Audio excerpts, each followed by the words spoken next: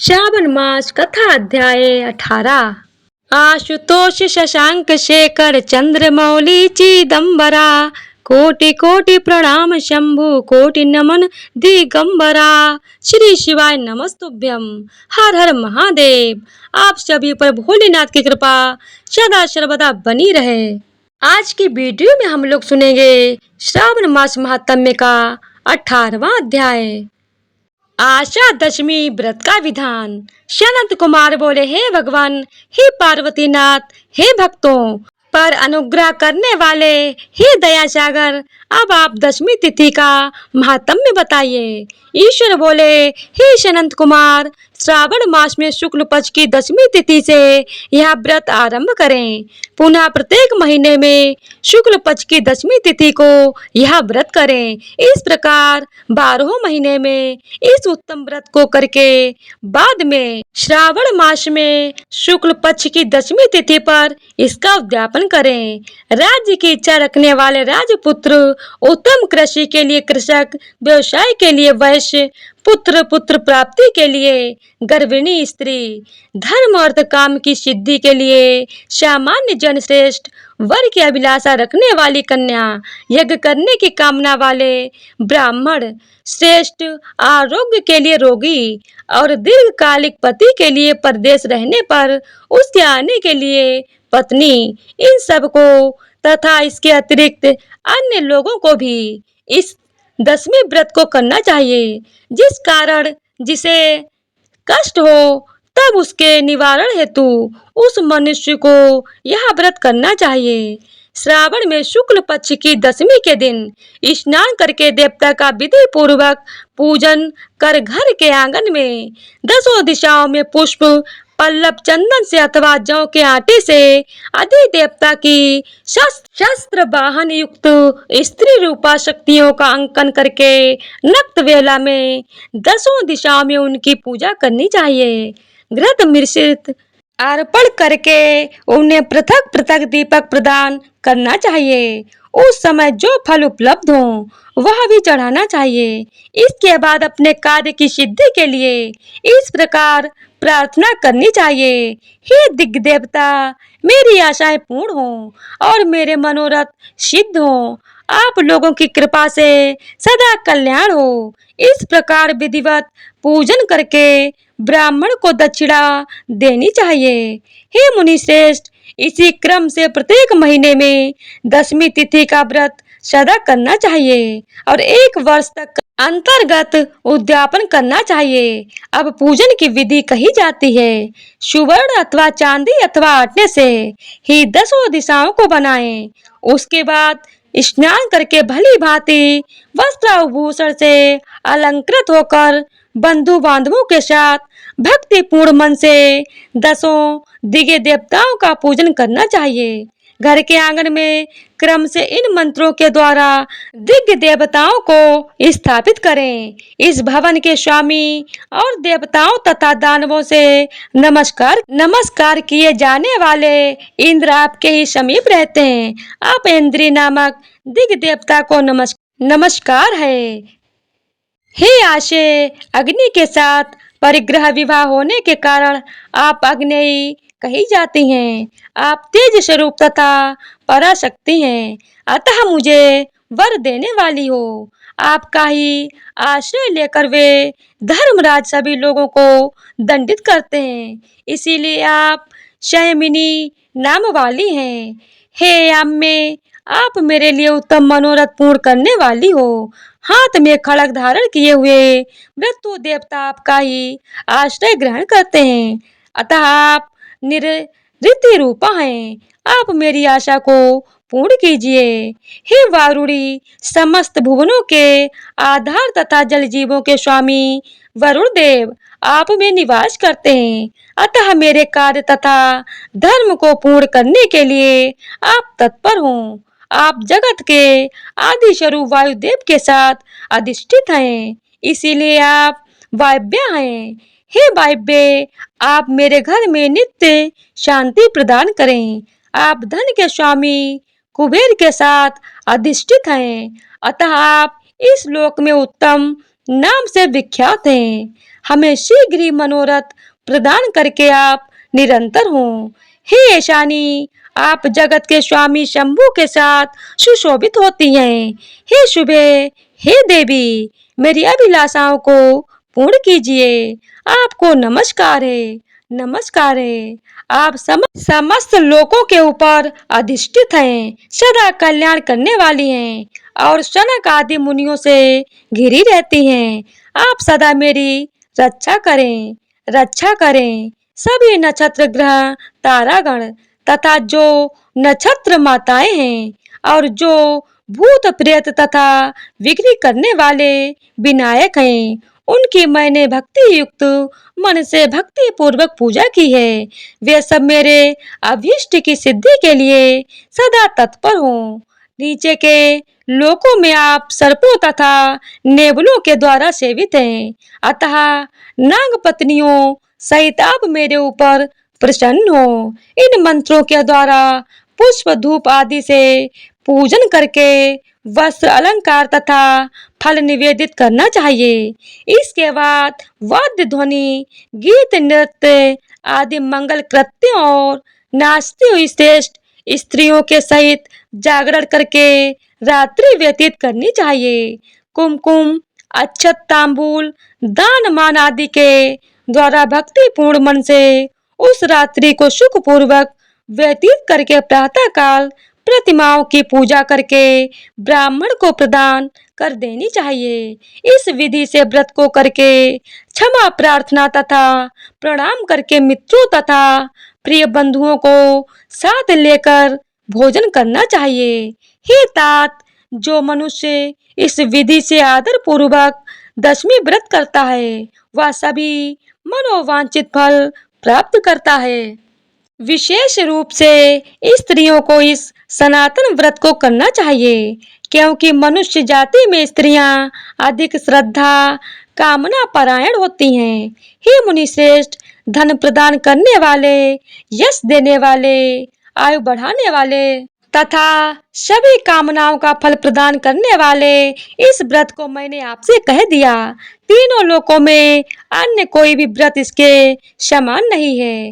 हे ब्रह्मपुत्रों में श्रेष्ठ, वांछित फल की कामना करने वाले जो मनुष्य दशमी तिथि को दसों दिशाओं की सदा पूजा करते हैं, उनके हृदय में स्थित सभी बड़ी बड़ी कामनाओं को वे दसें दिशाएं फलीभूत कर देती हैं। इसमें अधिक कहने से क्या प्रयोजन है। हे सनंत कुमार, यह व्रत मोक्षदायक है, इसमें संदेह नहीं करना चाहिए। इस व्रत के समान कोई दूसरा व्रत नहीं है और ना तो कभी होगा। इस प्रकार श्री स्कंद पुराण के अंतर्गत ईश्वर सनंत कुमार संवाद में श्रावण मास महात्म्य में आशा दशमी व्रत कथन नामक 18वां अध्याय पूर्ण हुआ। तो एक बार प्रेम से बोलिए हर हर महादेव, जय शिव शंभू। तो आइए अब सुनते हैं भोलेनाथ की बड़ी ही दुर्लभ कथा। केदारनाथ धाम के बारे में तो आप सभी जानते ही होंगे। यह देवों के देव महादेव का पवित्र और बहुत ही प्राचीन मंदिर है। यह मंदिर भोलेनाथ जी के ज्योतिर्लिंगों में से एक है। ज्योतिर्लिंग का अर्थ है जिस शिवलिंग में स्वयं भगवान शिव की ज्योति विद्यमान है। क्या आपको पता है कि केदारनाथ को जागृत महादेव भी कहा जाता है? केदारनाथ को ही क्यों कहा जाता है जागृत महादेव? क्या इसके पीछे कोई दैवी घटना है या कोई सत्य कथा?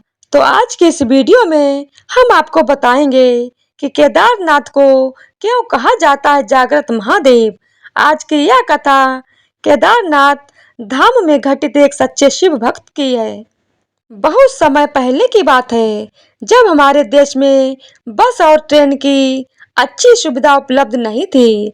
अगर किसी को सफर करना होता था तो धनवान लोग बैलगाड़ी व घोड़े का सहारा लेते थे, लेकिन गरीब लोगों के लिए पैदल यात्रा करना ही एकमात्र उपाय था। उसी समय एक निर्धन शिव भक्त ने भगवान केदारनाथ ज्योतिर्लिंग के दर्शन करने का प्रण लिया और पैदल यात्रा करना आरंभ कर दिया। रास्ते में लोगों से पूछ कर वह केदारनाथ धाम की ओर बढ़ने लगा। मन में शिव दर्शन की इच्छा लिए वह हमेशा भगवान शिव का ही स्मरण करता रहा। उसके घर से केदारनाथ धाम काफी दूर था। सफर करते करते उसे 2 महीने बीत गए थे। जब वह केदारनाथ पहुंचा तब उस समय वहां पर बर्फ पड़ रही थी और ऐसा लग रहा था कि मंदिर बंद है और वहां कोई भी नहीं है। यह बात आप भी जानते होंगे कि केदारनाथ धाम के पट 6 महीने के लिए खुलते हैं और 6 महीने के लिए बंद होते हैं। जब केदारनाथ धाम में बर्फ पड़ने लगती है तो मंदिर के पट बंद कर दिए जाते हैं। वह निर्धन शिव भक्त जब केदारनाथ धाम पहुंचा तो वहां बर्फ पड़ने लगी थी और ठंड के मौसम की बस शुरुआत हुई थी। उसने देखा कि मंदिर के पुजारी जी मंदिर के पट बंद करके अपने घर जा रहे थे। उसने तुरंत उस पुजारी जी से आग्रह किया कि उसे एक बार केदारनाथ महादेव के दर्शन करने दिया जाए। पुजारी जी ने उससे कहा कि बेटा, अब मंदिर के पट तो 6 महीने के बाद ही खुलेंगे, अब तुम 6 महीने बाद आना। ऐसा सुनकर उस शिव भक्त की आंखों में अश्रु आ गए और मन ही मन वह बहुत दुखी हो गया। उसने फिर से आग्रह किया और पुजारी जी के पैर पकड़ लिए और गिड़गिड़ाते हुए बोला, मैं बहुत दूर से आया हूँ। 2 महीने पैदल चलकर और जगह जगह रुक रुक कर मुझे महादेव के दर्शन करने दो। तब पुजारी जी ने उसकी एक ना सुनी और उससे कहा, अगर दर्शन करना है तो 6 महीने के बाद आना, या तो यहीं 6 महीने के लिए रुक जाओ, लेकिन इस ठंड और बर्फ में तुम यहाँ एक रात भी नहीं रुक पाओगे। मेरी बात मानो और वापस लौट जाओ। हम पट नहीं खोल सकते। अगर कोई धनवान व्यक्ति होता तो शायद पट खुल भी सकते थे, लेकिन उस निर्धन के लिए पट कौन खोलता। पुजारी जी के जाने के बाद निर्धन शिव भक्त निराश होकर मंदिर के बाहर बैठा रो रहा था और एकाएक उसने मन बना लिया कि बिना दर्शन करे मैं यहाँ से नहीं जाऊंगा। उसे महादेव पर पूरा विश्वास था और उसे यकीन था कि महादेव कोई ना कोई लीला अवश्य दिखाएंगे। ऐसा सोचकर उसने वही मंदिर के बाहर रुकने का प्रण ले लिया। महादेव के भक्त भी बड़े विचित्र होते हैं। वह महादेव के दर्शन किए बिना मानते ही नहीं। केदारनाथ की बर्फीली ठंड में वह शिव भक्त मंदिर के बाहर बैठा और भगवान शिव का स्मरण कर रहा था। रात होते ही ठंड और बढ़ गई और अब उस जगह पर किसी भी मनुष्य के लिए एक पल ठहरना भी कठिन था, लेकिन वह भक्त वहीं बैठा रहा। उसी दौरान उसने रात के अंधेरे में एक अघोरी बाबा को अपनी ओर आते हुए देखा। वह अघोरी बाबा उसके पास आए और उन्होंने उससे पूछा कि तुम इस वक्त यहाँ क्या कर रहे हो। फिर उस शिव भक्त ने अघोरी बाबा को समस्त हाल कह सुनाया। अघोरी बाबा ने कहा कि तुम निराश मत हो बेटा, मंदिर के द्वार खुलेंगे और तुम भगवान शिव के दर्शन भी जरूर कहोगे। कहते हैं कि भगवान भोलेनाथ किसी न किसी रूप में आकर अपने भक्त को हर मुश्किल से उबार ही लेते हैं।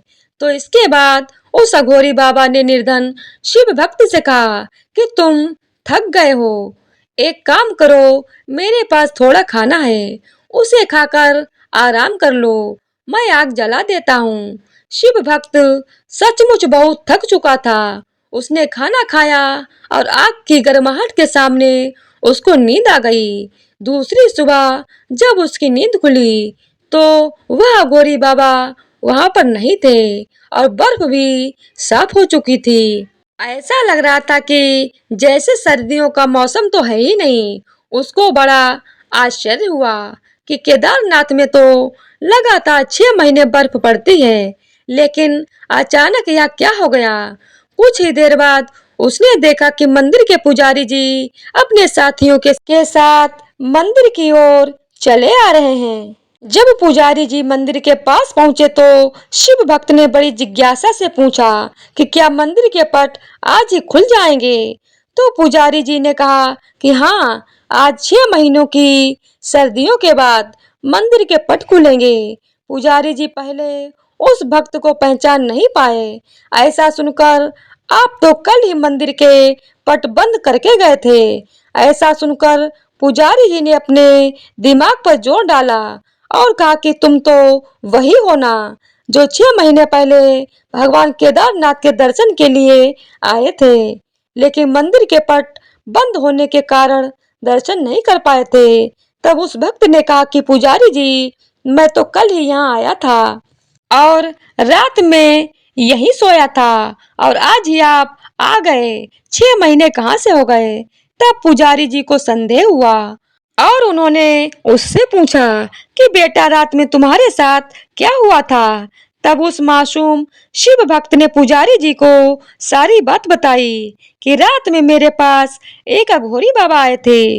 उन्होंने मुझे खाना दिया, आग जलाई और मुझे आराम करने को कहा।